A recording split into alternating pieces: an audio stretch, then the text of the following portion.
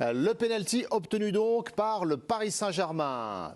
Faute sur Neymar, pour vous resituer la scène précisément. C'est Neymar qui prend le ballon, qui va le tirer. Mbappé est hors du champ, d'ailleurs on ne l'a pas vu à l'antenne. Neymar qui tire le pénalty, qui le réussit.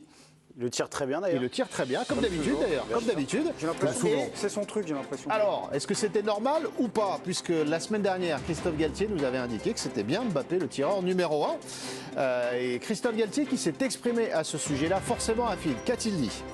Il nous donne la réponse. Sur les pénaltys, Mbappé était numéro 1 et Neymar 2. Mais j'ai vu qu'ils ont changé. Après avoir discuté avec Mbappé, Neymar a décidé de le tirer. Mbappé est allé féliciter Ney et c'est comme ça que cela doit se passer. Le plus important, c'est que Ney marque et que Kylian le félicite.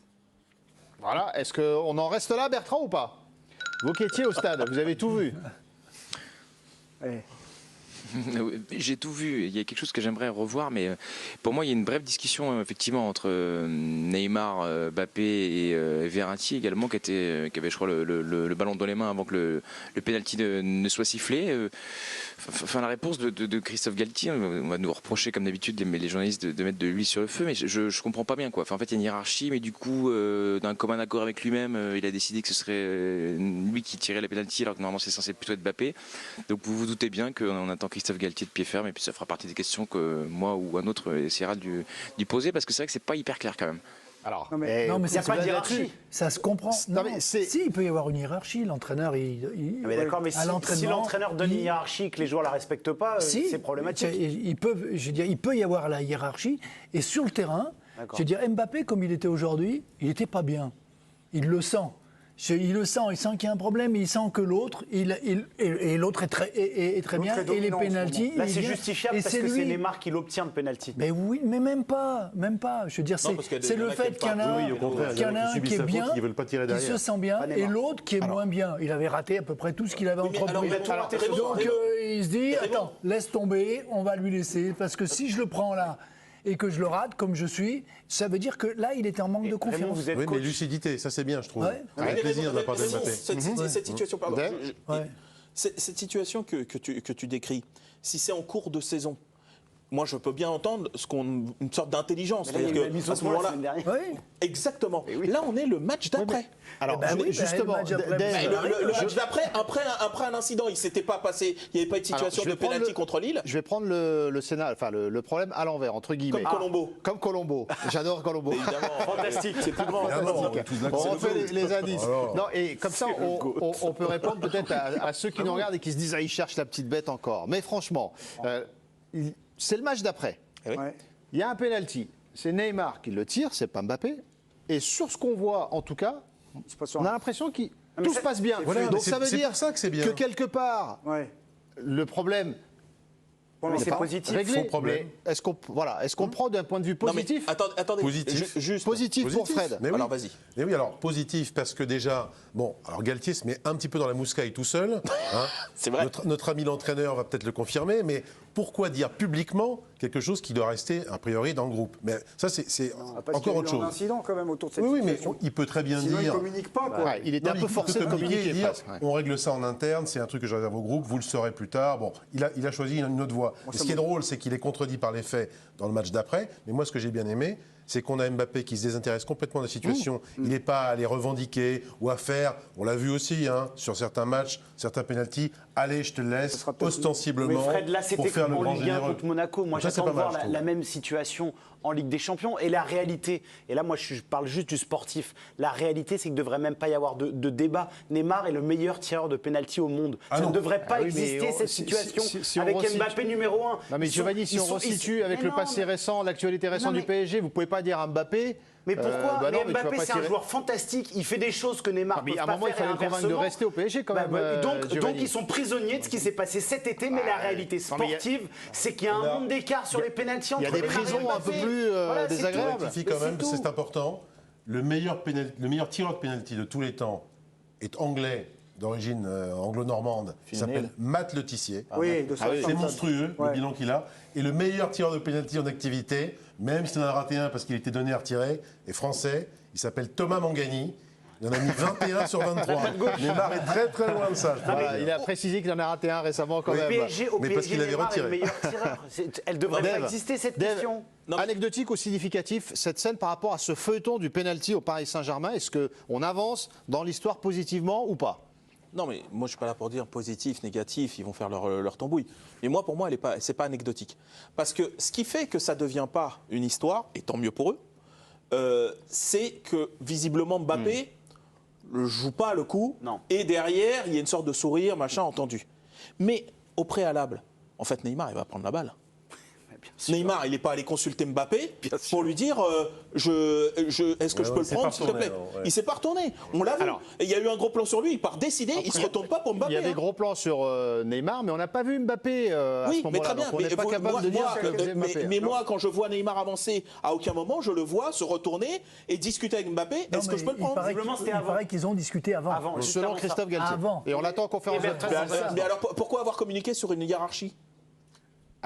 Il a précisé la semaine dernière, ce sont des gens intelligents et ils pourront changer s'ils le souhaitent. S'ils le souhaitent pendant un match. Non, mais l'intérêt de Mbappé, on en avait déjà discuté la semaine dernière. Je pense qu'il en tirera, mais son intérêt, c'est aussi si lui veut être magnanime entre guillemets, puisque vous avez raison. Mais Saoud, je vous tutoie, vous voit, peu importe. Il y a quand même des choses qui ont été dealées en amont. Je veux dire, s'il est resté au Paris Saint-Germain, et ça, on peut l'entendre. Après, c'est le choix du club. Le club doit l'assumer. Son intérêt, c'est d'être politique dans cette histoire. On sait tous que le meilleur tireur de pénalty, c'est Neymar. Bon, concrètement, ça ne veut pas dire qu'Mbappé va tous les rater, loin de là. Et il peut être clinique aussi dans cet exercice-là. S'il lâche un peu là-dessus, ça va devenir de moins en moins un non-sujet, de moins en moins un sujet de crispation également. Et finalement, tout le monde va y gagner. Lui, parce qu'on va dire, il est intelligent, et le Paris Saint-Germain collectivement. Bien sûr. Alors, parce que Neymar le lui rendra, parce que je rappelle aussi cet épisode, l'année où ils vont en finale contre le Bayern. Finale 8. Exactement. Ensuite, il y a la phase de poule. En fait, pendant toute l'année, jusqu'au dernier match qui a rejoué d'ailleurs contre Istanbul, là, à cause de l'histoire de l'arbitre, toute l'année, il ne marque pas une seule fois Mbappé en Ligue des Champions. Vous vous souvenez de cette table de toute l'année? C'est énorme pour un joueur pareil. Alors bien sûr, il avait été un peu blessé, etc., mais quand même.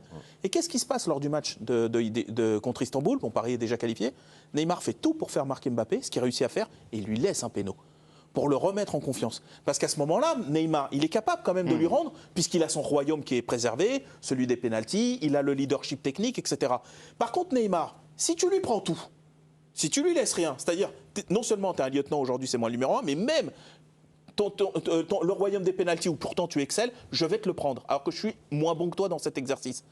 Derrière, qu'est-ce que tu génères? Le discours, c'est compliqué, la frustration, et tu en sortiras pas vainqueur de ce bras de fer-là. Le discours d'Ève de Mbappé, c'est il veut faire progresser le Paris Saint-Germain, il veut collectivement que ça soit une équipe plus forte. Donc il faut que tout le monde mange. Il veut que ça soit la paix dans le. Parce que il faut être d'accord avec ces déclarations. Il faut être d'accord avec ça. Et sportivement, il n'y a pas débat. Il y a une classe d'écart entre les deux sur les pénaux.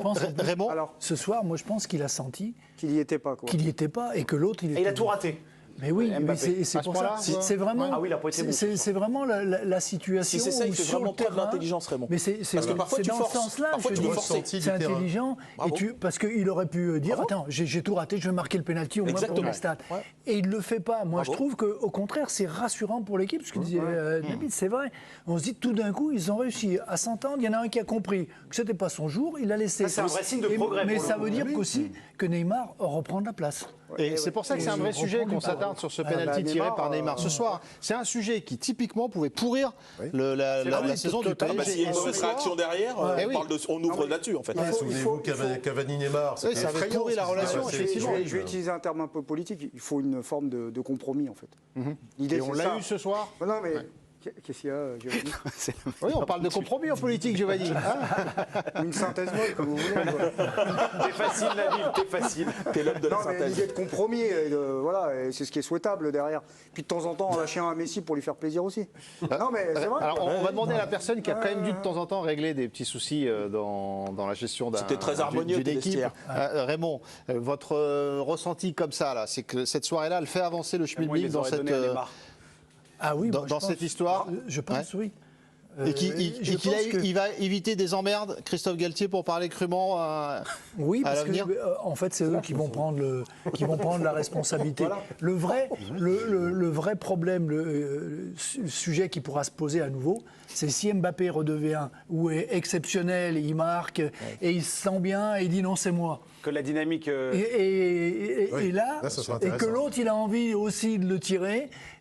On verra à ce moment-là. En revanche, Raymond, on verra à ce moment-là. Sur les gros matchs, sur les gros matchs. C'est là où ça joue. Ouais. Cette histoire de penalty, même s'il y a eu la parenthèse de Lille qui était magnifique, elle traduit quand même que la dynamique de la force de l'équipe sur ce début de saison, c'est clairement Messi et Neymar, et que pour l'instant Mbappé est un peu en retrait sur le terrain et qu'il est moins fort des trois. Il y a ce qui s'est passé à Lille. Il a un triplé la semaine dernière. Non mais il y a ce qui s'est passé à Lille, mais si tu prends Montpellier et ce soir sur les 3 matchs, je trouve que le moins fort des 3, pour l'instant, ça a été Kylian Mbappé.